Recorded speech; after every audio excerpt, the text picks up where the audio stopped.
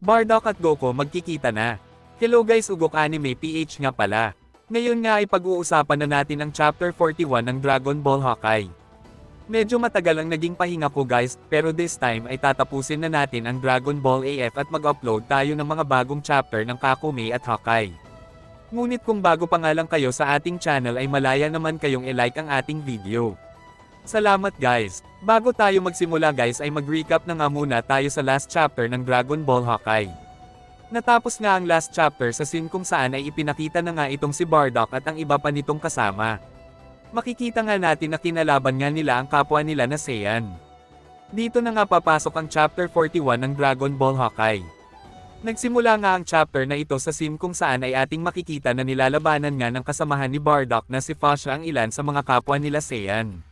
Mabilis nga niyang tinamaan ng isang malakas na pagsipa ang kalaban niya dahilan kaya nga ito ay tumalsik ng malayo. Agad na nga ditong naghanda si Fashion ng isang wave blast na rekta niyang pinang-atake sa kalaban niya. Rekta nga itong tumama sa kalaban niya at nagresulta ng isang pagsabog. Ngunit nagulat nga siya dahil sobrang daming wave blast ang patama sa kanya. Pero agad naman dumating si Shujes para nga i-block ang mga pag-atake ng mga kalaban na muntikan ng tumama kay Fasha. Ang dalawa nga na ito ay isa sa mga elite na sundalo ni Bardock. Salita nga dito si Shujes at sinabi nito kay Fasha na siya na nga daw ang bahala sa mga kalaban nila. Mabilis na ngang sumugod si Shujes sa mga kalaban na talagang nagpag-ulat sa kalaban nila. Sa kabilang banda naman ay napunta ang scene dito sa isang Saiyan na kasalukuyan kapit ang dalawang Saiyan. Ito nga ay si Borgos na isa nga din sa mga elite na sundalo ni Bardock. Salita nga ito at sinabi nito na ang hihina nga daw ng mga kalaban nila at agad na nga niyang itinapon sa malayo ang mga kalaban niya. Makikita nga natin ang ilan sa mga warrior na kanyang tinapos ang buhay. Napunta naman ang scene dito sa isa din sundalo ni Bardock at isa nga sa pangalawang namumuno sa kanilang grupo, ito nga ay si Tora, matagumpay na nga din niyang natapos ang kalaban niya. Salita nga dito si Tora at sinabi nito na tapos na daw ba ang lahat. Sagot naman dito ang mga kasama niya na tapos na nga daw sila. Salita nga ulit si Tora at sinabi nito na mabuti naman daw kung ganun, si leader na nga lang daw ang natitira. Pero dito nga ay nagulat sila nang makita nga nila si Bardock na tinapos na nga din niya ang isa sa malalakas na kalaban nila. Si Bardock nga ang leader ng kanilang grupo. Nang malaman nga ng lahat na matagumpay nang natapos ni Bardock ang lahat ng mga kalaban nila ay napangiti na nga lang dito ang apat niyang kasamahan. Sa moment na nga na ito ay agad nga din nagpulong sila Bardock at ang kanyang mga kasama. Salita nga dito si Shujes at sinabi nito na ang husay nga daw talaga ni Bardock, nagawa nga daw nitong matalo ang malakas na kalaban kahit nga daw ito ay mula sa Giants. Salita naman dito si Borgos at sinabi nito na nagmula pala sa pamilyang Giant ang mga yon. Sagot nga dito si Bardock at sinabi nito na mula man sa Giants or hindi ay low class lang din siya katulad ko.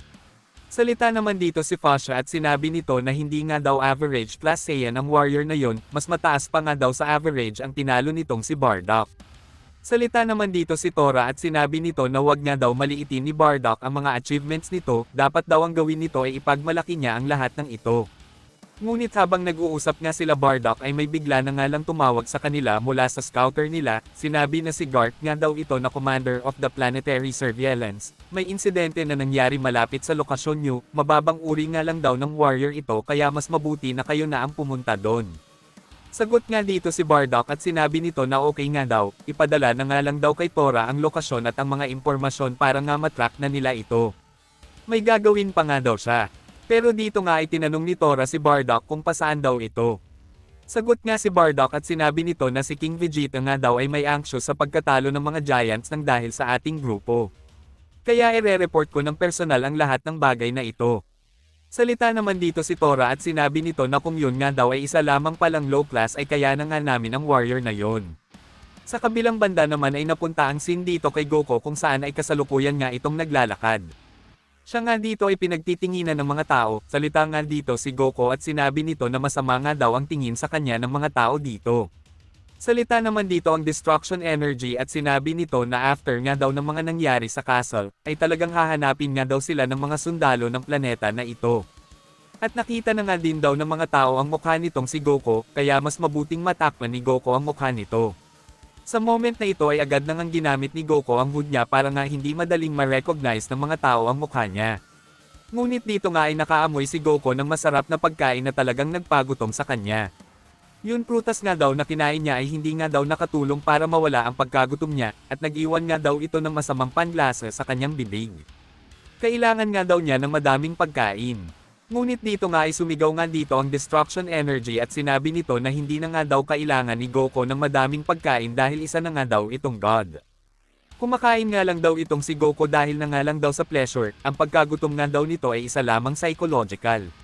Ngunit dito nga ay mabilis na ngang tumakbo dito si Goku para nga pumunta sa lugar kung saan nga niya naaamoy ang pagkain, salita nga dito si Goku at sinabi nito na ang gutom ay gutom, nakakamatay nga daw kasi ito naman Destruction Energy ni Goku ay sumigaw nga at sinabi nito na wait nga lang daw, pero si Goku nga ay tuloy pa rin sa pagtakbo para hanapin ang pagkain na kanyang naamoy.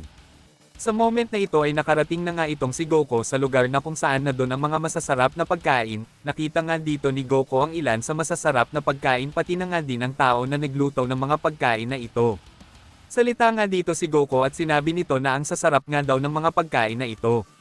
Dito naman ay salita nga ang Destruction Energy at sinabi nito na mag-isip nga daw muna itong si Goku, ngunit habang nagsasalita pa dito ang Destruction Energy ay tumuloy pa nga rin dito si Goku, salita nga dito si Goku at sinabi nito na hi, ano nga daw ang meron dito na pwede niyang makain.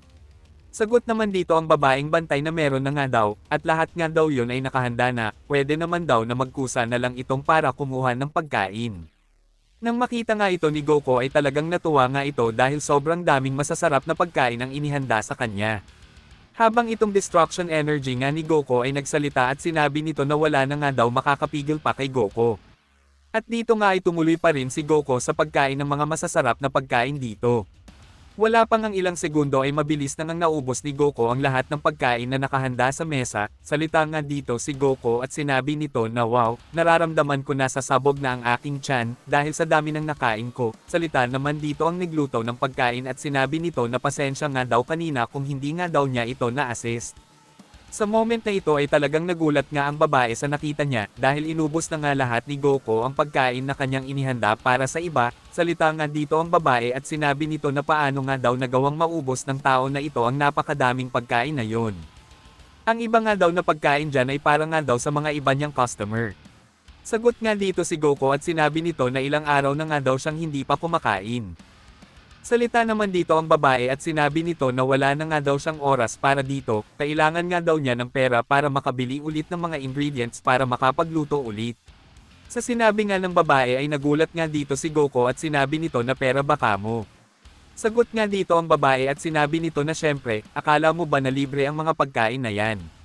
Sa kabilang banda naman ay salita ang Destruction Energy at sinabi nito na mangmang, yan nga ang sinasabi ko sa iyo kanina na wala tayong pera. Salita naman dito si Goku at sinabi nito na pero sinabi mo na pwedeng kong makain ang lahat ng gusto ko. Sagot naman dito ang babae at sinabi nito na sige, hahayaan kitang magbayad mamaya, pero mas mabuting wag mo akong tatakasan dahil ang asawa ko ay leader ng isang grupo ng sundalo, pwede mo bang sabihin sa akin ang pangalan mo at tagasan ka? At bakit nga daw ganyan ang suot nito? Pwede daw bang makita ang mukha mo?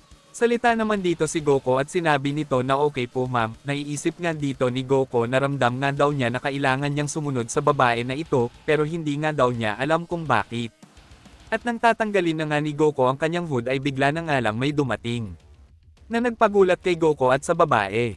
Nang makita nga nila ang mga dumating, ito pala yon mga kagrupo ni Bardock. Salita nga dito ang babae at sinabi nito na kayo ba yan guys?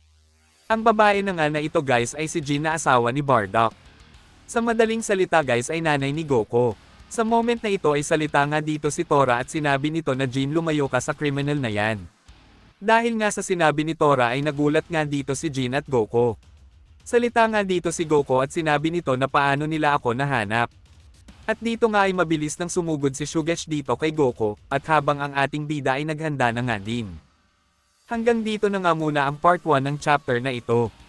Upload agad natin ang next part nito sa isang araw. Kaya kung nagustuhan nyo ang ating video ay pwede naman kayong mag-like at syempre ang mag-subscribe sa ating channel. Maraming salamat guys!